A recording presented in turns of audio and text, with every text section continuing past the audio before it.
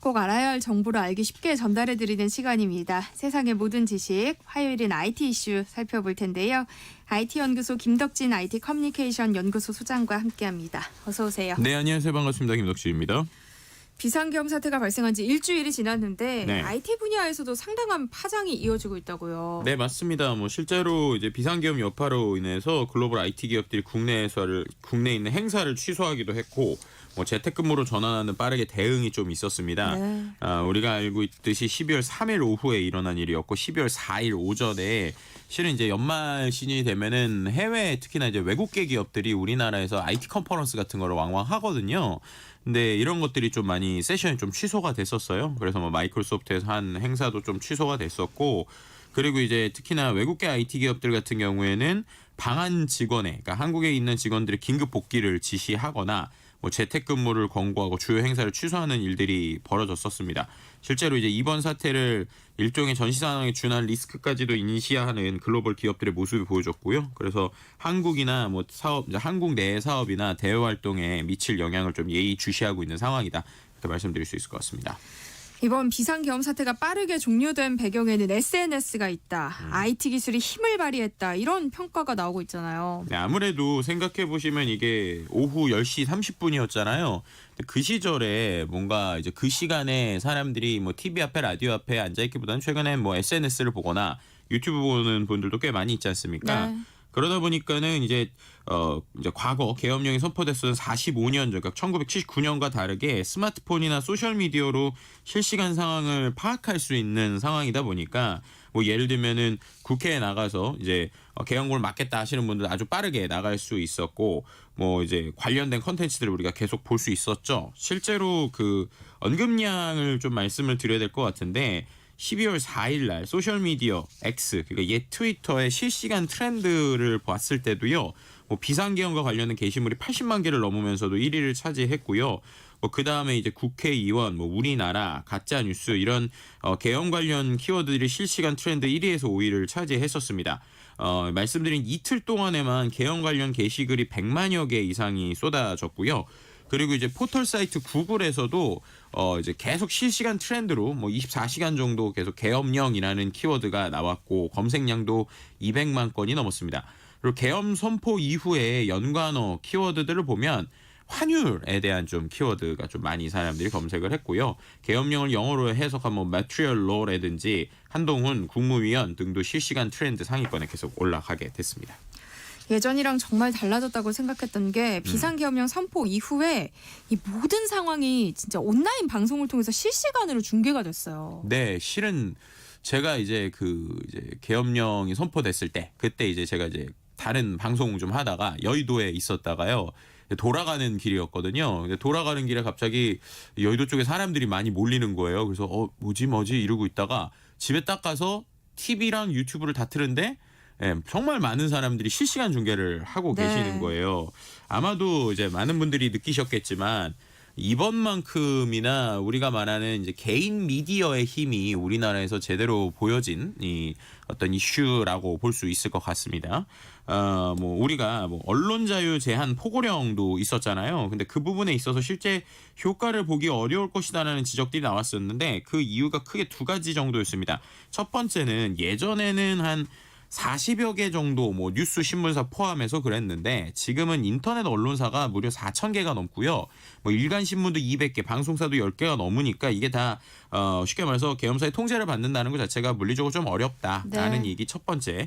두 번째는 말씀드렸던 유튜브 같은 스트리밍을 어디까지 막을 수 있느냐라는 거죠. 아시겠지만 일단 유튜브가 해외 플랫폼이다 보니까 국가 간의 이러한 것들에 대한 논의도 좀 필요한 부분도 있을 거고 이런 것들 때문에 이슈가 됐었고요. 그리고 또 한 가지 이게 실시간으로 계속 개인들도 했지만 이번에 또 아주 기존과 다르게 특이했었던 것이 이제 정치인들 역시도 이제 실시간 이제 어떻게 보면 라이브 스트리밍을 틀었다는 네. 거죠. 그래서 긴급히 이동하는 스트리밍이 245만 건을 넘기도 하고 우원식 국회의장 유튜브 채널 본회의 생중계 영상 조회수도 60만 건이 넘기도 하고 또 국회의원들도 계속 이제 본인들이 하는 모습이나 의견을 하는 모습들을 본인들의 유튜브 계정으로 켜서 예를 들면 담을 넘는 사진이라든지 이런 것들을 계속 올리니까 그야말로 모든 상황을 실시간으로 우리가 지켜볼 수 있는 이제 정말 입체적으로 볼 수 있는 이번 뭐 이제 이슈였다. 그래서 그러다 보니까 이런 온라인을 통해서 우리가 비상계엄령 이후에 모든 일정을 보니까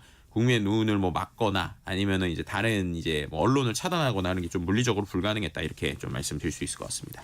그러니까 79년이랑 다른 게 이제 언론 통제라는 거는 쉽지 않다라는 걸 보여준 것 같아요. 이번에. 네네, 그러니까요. 그러니까 또 지난 3일 비상계엄령 선포 당시에 포털 뉴스의 댓글 기능이 좀 멈추고 카페가 좀 안 들어가지고 이러더라고요. 그러니까 이것 때문에 조금 또 오히려 사람들이 되게 처음에 당황을 했었어요. 네. 저 역시도 이제 실제로 이슈가 생겨서 바로 네이버 뉴스를 들어가서 봤는데 네이버 뉴스의 정치 쪽에 댓글창이 다 막혀 있는 거예요. 그래서 이제 저도 이거 앞서서 이제 윤석열 대통령이 또 비상계엄령에 대한 여파인가라고 이제 저도 이제 생각을 네. 갑자기 하게 됐죠. 근데 알고 봤더니 그게 아니었다라는 겁니다. 실제로 이제 네이버에서도 댓글 서비스 뭐 긴급 점검 중이다. 뭐 카페에서도 뭐 트래픽이 뭐 갑자기 긴급 점검 중이다 이런 내용이 나왔었고요. 실제로 이제 왜 그랬느냐라는 네. 것들을 이제 이후에 이제 얘기를 했는데 네이버 측 입장에서는 지금까지 네이버 뉴스에 사람들이 짧은 시간에 접속하는 거, 이른바 우리가 트래픽이라고 하는 교통 상황처럼 최대 분량이었다고 해요. 그러다 보니까 그들도 이렇게까지 사람이 몰릴 걸 예측을 못했다라는 겁니다. 그래서 자연스럽게 댓글들도 좀 막히게 됐었고 문제가 생겼다라는 거고요. 그래서 이런 것들을 해결하기 위해서 실제로 네이버에서 4일 이제 0시 30분부터 2시까지 90분간 서비스 안정화를 위한 임시 점검에 들어갔었기도 했었습니다. 그래서 이런 부분들이 계속 있고 결국에는 트래픽 용량을 좀 낮게 설정한 이슈 때문이지 뭐 실제 그런 문제는 아니었다 이렇게 얘기를 하기도 했고요. 근데 반대로 또 우리가 그만큼 온라인 공간에서 뉴스를 많이 보고 있구나라는 것도 이제 사람들에게 인지시킨 거예요. 네. 그러니까 댓글창이 갑자기 닫힌 걸 뭐 그냥 단순한 문제가 아니라 이거는 정말로 다 글로 달려갔다는 네. 거죠. 문제인가? 이게 진짜 뭔가 이렇게 계엄령 폭거에 대한 영향인가라는 걸 느꼈을 정도로 그런 생각을 할 정도로 이제 어떻게 보면은 이런 포털을 통해서도 사람들이 보고 있고 또 온라인 서비스 기반의 통신 네트워크의 중요성 역시도 이번에 좀 재확인됐다라고도 말씀드릴 수 있을 것 같습니다. 잠깐이지만 SNS 상에서 가짜 뉴스와 허위 정보가 유포되기도 했어요. 네, 그러니까 이 부분도 이제 우리가 한번 좀 생각을 해봐야 되는 건데요. 실제 이제 계엄이 발효 중인 당시에 뭐 카카오톡 오픈 채팅방이나 일부 인터넷 커뮤니티에 뭐 계엄 등 일부 단어를 메시지에 포함하면 카카오톡 이용이 제한된다라는 가짜 뉴스가 돌기도 했어요. 그래서 뭐 이런 것들이 돌았을 때 이제 허위 조작 정보로 판별이 되기도 했고요. 뭐 예를 들면은 이제 그 이후에 모든 언론사들이 이제 취재를 했을 때 통신 3사나 뭐 네이버, 카카오가 계엄사령부로부터 공식적으로 특별한 조치를 요구받은 사실은 없는 것으로 이제 확인이 됐었습니다. 그리고 또 한 가지 잘못된 정보 유통과 관련된 혼란이 키워졌었던 부분이 있었거든요. 뭐 예를 들면 도로를 달리는 장갑차 사진하고 오후 11시 이후 통행 시 뭐 불시점 검문 체포 이런 자막을 합성한 가짜 뉴스 속보가 뭐 이렇게 나오기도 했었고 막 그랬습니다. 근데 이게 이제 또 우리가 잘 생각을 해볼 게 SNS에서 그러면은 가짜 정보만 돌았느냐라는 게 또 아니라는 거예요. 무슨 말이냐면 SNS에 또 다른 이용자들이 이게 거짓이다. 라는 거를 알리면서 가짜뉴스 차단도 나왔다는 것인데요. 그러니까 어떻게 보면은 언론사나 정치인들 그리고 다양한 사람들 SNS를 같이 보다 보니까 이 안에서 뭐 이른바 이제 누군가가 조작한 이미지가 올라오더라도 그게 왜 아닌가에 대해서도 아주 논리적인 또 의견들이 계속 올라왔어요. 그래서 그런 부분들이 결국에는 이 안에서 서로 토론하고 자정작용까지 일어나는 이런 모습들을 우리가 이번에 SNS에서도 짧은 시간이지만 볼 수 있었다. 뭐 이렇게도 말씀드릴 수 있을 것 같습니다. 어쨌거나 이번 비상계엄 사태로 SNS의 영향력을 실감할 수 있었는데요. 네. 근데 최근 해외 모바일 메신저로 좀 이용하려는 이른바 사이버 망명 움직임이 나타나고 있다고요? 그렇죠. 이게 어떻게 보면은 뭐 약간은 이제 좀 뭐라고 그래야 되나 반농담 조의 표현이지만 제 주변의 SNS에도 사람들이 글을 약간 뭐 안녕히 계세요. 이제 지금까지 반가웠습니다. 이렇게 글을 올리신 분들이 있었어요. 네. 이게 어떤 생각까지 한 거냐면 우리 데이터, 그러니까 뭐 내가 SNS에 남긴 글이나 메신저에 남긴 글들 이런 것들까지 결국에는 계엄이 일어나게 되면은 그 안에서 이제 검토당하고 그걸 통해서 우리가 뭐 쉽게 말해서 뭐 검찰에 대한 조사받는 거 아니냐 이런 불안감을 가지신 분들도 네. 꽤 많았던 것 같아요. 그래서인지 해외 서버를 둔 메신저인 텔레그램을 이용하려는 움직임들이 그 당시에 아주 크게 나타났습니다. 어느 수준으로 나타났냐면요. 12월 3일 날 모바일 메신저 텔레그램의 국내 일일 이용자 수가요. 하루 사이에만 그 전날에 비교해서 16만 명 정도가 급증을 했어요. 그러니까 그 전에 이제 우리가 얘기하는 뭐 IGA 웍스라고 하는 이제 데이터 조사 회사가 있거든요. 그 회사의 데이터를 좀 보게 되면 이제 12월 2일 날에는 텔레그램을 우리나라에서 사용하는 일일 활성 사용자 수가 136만 5,329명이었는데 이게 이제 12월 3일이 됐더니 152만 3,970명, 그러니까 15만 8,641명이 늘었으니까 약 한 16만 명 정도, 11% 정도 증가했다라고 보시면 될 것 같고요. 네. 이제 그 이후에도 계속 이 텔레그램 이용자 수가 좀 늘어났다라고도 볼 수 있을 것 같습니다. 그리고 신규 설치도 상당히 급증했었는데 신규 설치 건수가 평상시 한 4배 안팎으로 이제 뛰었습니다. 그러니까는 말씀드린 것처럼 새로 설치도 많이 하고 원래 안 쓰시던 분들도 계속 쓰고 이럴 얘기가 나온 건데 이런 부분에 있어서 어떻게 보면은 과거의 권위주의 정부들 뭐 다른 나라들도 뭐 저항을 진압할 때 인터넷 차단하거나 SNS 통제하는 게 먼저였거든요. 그러다 보니까 뭐 사이버 사찰이 일어나는 것이 아니냐라고 하는 불안감을 가지신 네. 분들이 그런 것들에 있어서 뭐 어떻게 보면 조금 자유롭다라고 할 수 있는 텔레그램에 좀 넘어가고 있었다라고 보시면 될 것 같고요. 그 다음에 또 한 가지 통신 검열 우려에 대한 걱정이 있으신 분들은요. 이 IP 주소, 그러니까는 우리가 보통 인터넷을 쓰게 되면 이 인터넷을 접속하는 사람의 위치를 숫자로 표현하는 IP 주소라는 게 있거든요.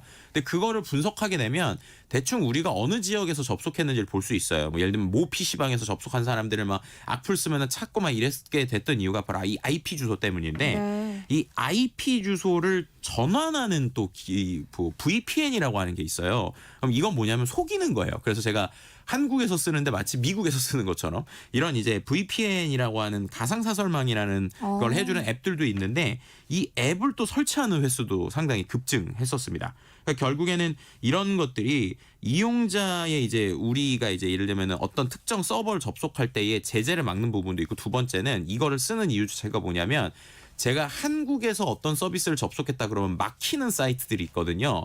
예를 들면 우리가 뭐 성인물 사이트 이런 데 우리나라 법상 막혀 있잖아요. 근데 내가 접속한 위치가 한국이 아니라 예를 들면 미국에서 접속했다 이런 식으로 이제 이걸 바꾸게 되면 제가 한국에 있음에도 미국 사람이 접속하는 거랑 똑같은 권한을 갖게 돼요. 그러니까 이거를 했다는 이유는 혹시나 우리나라 인터넷망이 차단이 돼서 뭐 외신 서비스에 못 들어가거나 내가 뭘 글을 못 쓸까 봐 그거에 대한 두려움이 있는 분들이 내가 한국에 있는데도 미국에 있는 사람이 꼭 인터넷 접속하는 환경을 만드는 이런 서비스에도 이제 많이 가입을 했다라고도 말씀드릴 수 있을 것 같습니다.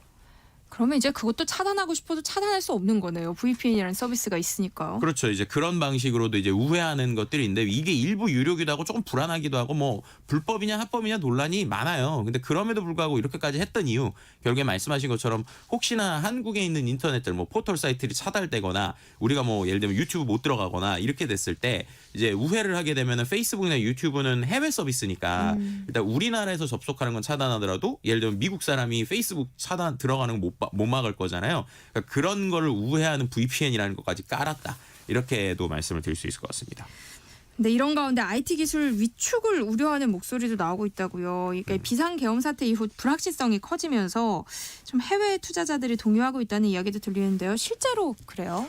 네, 맞습니다. 이제 생각해 보시면 최근에는요, 이제 IT라고 하는 게 우리나라만의 일이 아니라 글로벌로 다 같이 투자하고 움직이잖아요. 네. 당연히 리스크가 있다고 생각을 하니까 실제로 뭐 해외 플랫폼 업체 임원 인터뷰가 잠깐 홀드되고 이제 나중에 변경하자 뭐 이런 얘기도 나오고 있고 특히나 VC들, 그러니까는 해외 투자자들과 밀접하게 연결돼 있는 벤처 캐피털 업체에서는 지금 실제로 상당히 영향이 크다고 합니다. 그러니까 이른바 극단적으로 코리아 디스카운트 적용해야 되는 거 아니냐라는 얘기도 나오고 있고 뭐 수익이 이렇게 나올 수 있느냐, 예를 들면 VC에 지금 투자했을 때 한국 정부가 이렇게 불안한데 지금 그 상태에서 뭐 우리나라에 투자하면은 이게 뭐 예를 들면 투자자들 입장처럼 뭐 몇 년 안에 수익이 나올 거냐라는 이야기들이 좀 많이 나오고 있는 상황이라고도 합니다.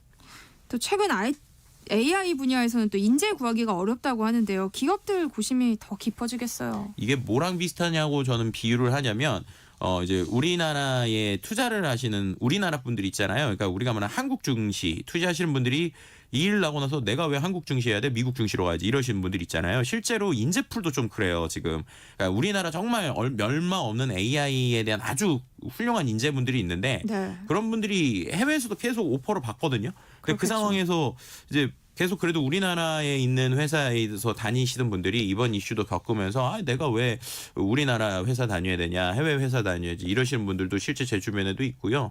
또 문제는 요즘 한국에 있으면서도 이제 미국 본사에 일을 할 수 있으니까 제가 물리적으로 한국에 있지만 미국 회사를 위해 일을 하려고 하는 분들도 좀 보이고 있어서 이게 결국에는 인적인 부분에서까지 좀 문제를 일으키는 부분이 있어서 확실히 리스크가 빨리 정리가 되지 않으면 이 IT 분야에서도 IT 분야는 하루 뒤처지면 이게 나중에는 한 달 가도 못 쫓아갈 수 있거든요.